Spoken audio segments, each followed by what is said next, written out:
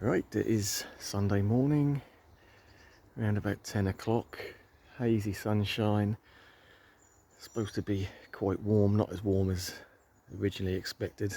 I think we're going to max out about 22 today, and that's going to be a similar case up until midweek, and then things are going to take a drastic turn for the worse, and they're going to,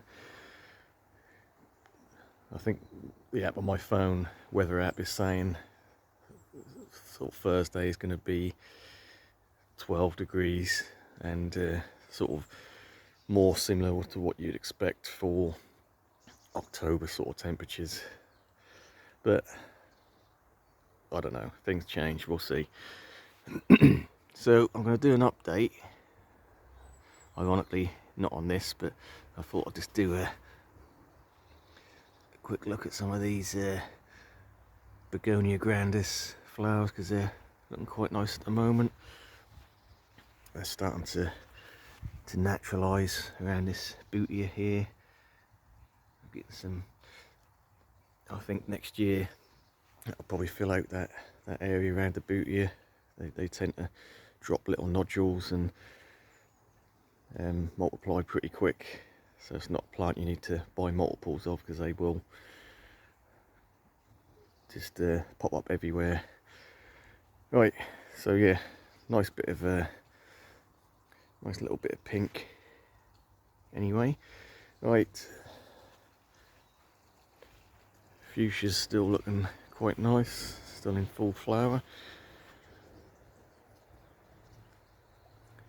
and the Schefflera Taiwaniana has done quite well, kicked out another flush, looking quite good, and there's loads of little shoots around the base as well, so it's going to be quite a nice little bushy clump there. But the video is going to be on the update on this superstar. So I've had a superstar here for the last 3 or 4 years, and if you've watched any previous videos you'll know the one I had here sort of succumbed to the winter. We had that bad winter, so I did dig it out and it has sort of come back to an extent, but I wanted a bigger, fuller plant, so this is a new one for this year. Settled in quite nicely, looking quite good.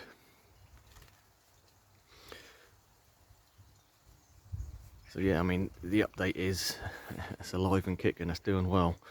So this is one that will need some help getting through the winter.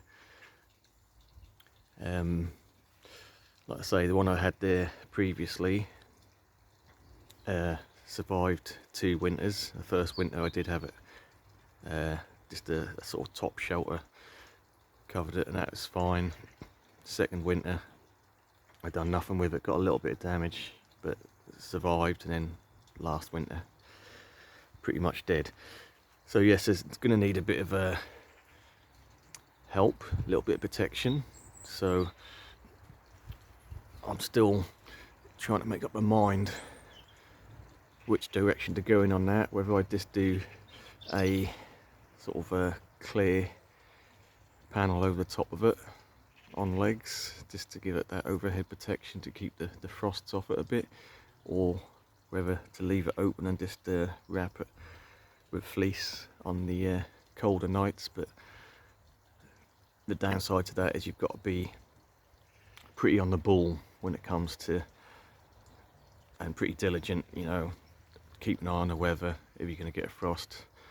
And you have got the situation of, you know, dark winter, coming out maybe after work when it's dark and struggling to wrap it. So I don't really like the idea of that, so I'd rather just put something in place which can stay there all winter. So this is why I tend to lean towards an overhead protection rather than, you know, on and off with the fleece, because that is quite hard work.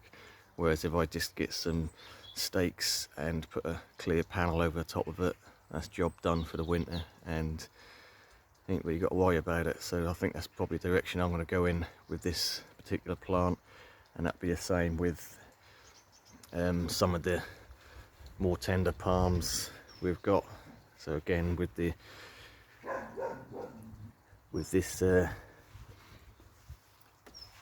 got two palms side by side here. We've got the knee cow, which is newly planted this year, which has just opened a nice new frond, and obviously we've got the Livingstoner chinensis, which took a little bit of damage over winter last year, and we want to try and avoid that again this year, so I will be putting overhead protection over that as well, in the form of polycarbonate sheet, just some stakes in the ground and polycarbonate sheet over the top, just to keep the frosts and the worst of the wet out of the crowns.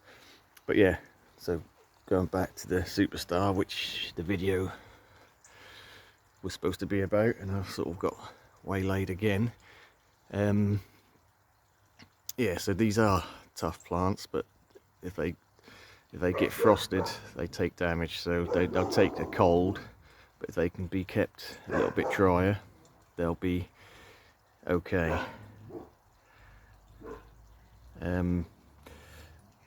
Yeah, so that is the plan with that.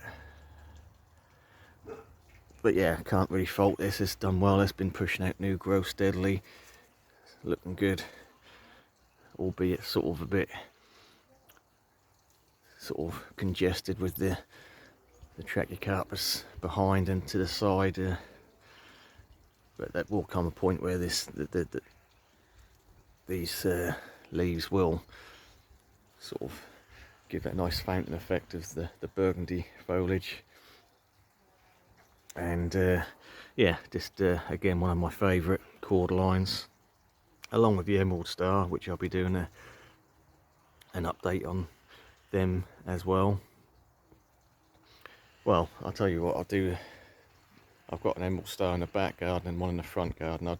While I'm here, I'll do the Emerald Star in the back, and then I'll do a separate video on the one in the front, because that is doing a bit better than the one at the back here, and that is due to getting them more light basically. So when I planted this Emerald Star,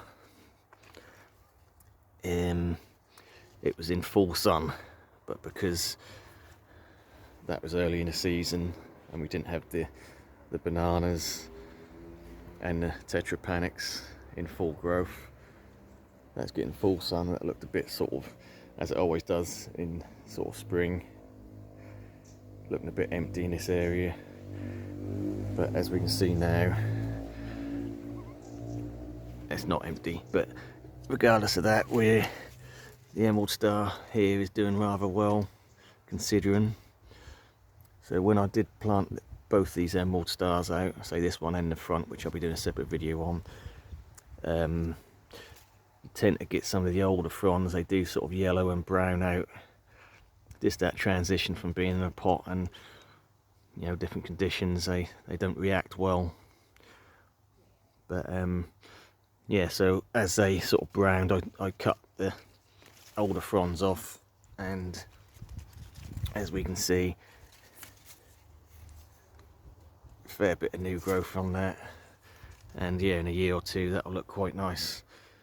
So similar to the Superstar, these have got quite glossy leaves, albeit, you know, emerald green,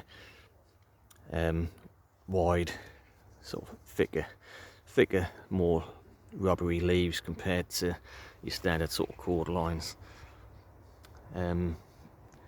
So yeah, that's what that one looks like. I will do a separate one, quick one on the front garden one, because that's looking a bit better, looking a bit fuller, a bit bushier. Right, so we'll leave it there. Thanks for watching.